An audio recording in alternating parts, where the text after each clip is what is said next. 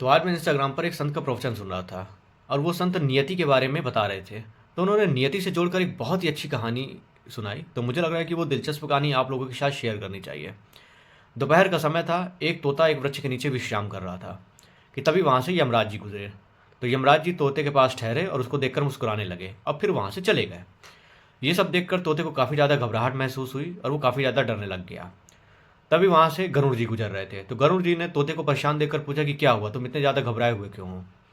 तब तोते ने बताया कि यहाँ पर यमराज जी आए थे और वो उसको देखकर मुस्कुरा रहे थे। तो जब भी यमराज जी ऐसा करते हैं तो वो ज़रूर किसी न किसी के प्राण हरने आते हैं। तो अब तोते को डर लग रहा है कि कहीं यमराज जी उसके प्राण ना हर लें। तब गरुड़ महाराज ने जो है आश्वासन दिया कि तुम चिंता मत करो, मैं तुम्हें ऐसी जगह ले जाऊंगा जहाँ पर स्वयं यमराज भी तुम्हें नहीं ढूंढ पाएंगे। तो गरुड़ महाराज ने तोते को उठाया और 7 समंदर पार एक गुफा में ले गए और गुफा में काफ़ी गहराई के अंदर तोते को छुपा दिया। अब बोले कि जब तक मैं यहाँ पर नहीं आता हूँ तुम यहाँ पर सुरक्षित रहोगे, अब बस तुम यहाँ से बाहर मत निकलना। उसके बाद गरुड़ महाराज यमराज जी के पास उनके महल चले गए मिलने। और गरुड़ महाराज ने यमराज जी से पूछा कि क्या आप तोते के पास गए थे और उसके पास रुक कर मुस्कुरा रहे थे। तो यमराज जी ने बोला कि हाँ, मैं तोते के प्राण हरने आया था और मैं उसको देखकर इसलिए मुस्कुरा रहा था कि वो जहाँ पर है तो उसके प्राण वहाँ नहीं निकलने हैं। उसके प्राण 7 समंदर पार एक गहरी गुफा के अंदर एक बिल्ली का हाथों लिखे हैं कि बिल्ली उस तोते को मार के खा जाएगी। अब मुझे हंसी इसलिए आ रही थी कि ये बेचारा छोटा सा तोता 7 समुंदर पार कैसे जाएगा।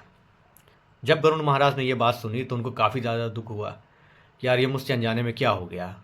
कुछ समय के बाद तोते की आत्मा वहाँ पर प्रवेश करी। तब गरुड़ महाराज ने यमराज जी से पूछा कि ये सब कैसे हो गया। तब यमराज जी ने बोला कि जिस समय तोते का जन्म हुआ था उसी समय इसकी नियति जो है लिख दी गई थी। तो ये नियति आप या मेरे टालने से टल ही नहीं सकती थी, क्योंकि तोते के भाग्य में ये पहले से ही लिखा हुआ था। तोते की आयु पूरी हुई और उसको जो है मारने का आदेश मिल गया, उसके प्राण हरने का। तो मोरल ऑफ द स्टोरी ये है कि जो जो आपके भाग्य में लिखा हुआ है वो आपके साथ होगा ही होगा। तो बेटर है कि आप हर चीज़ को कोसने की जगह या भाग्य को दोष देने की जगह उसके साथ आगे बढ़ते चलें, चीज़ें एक्सेप्ट करते चलें। कि ज़रूरी नहीं कि जो आज आपके साथ बुरा हो रहा है वो आपके साथ आगे जो है बुरा होगा। हो सकता है कि ये सारी चीज़ें आपको और अच्छा करने के लिए हो। तो बस आप ऐसे ही आगे बढ़ते रहें और चीज़ें सीखते रहें।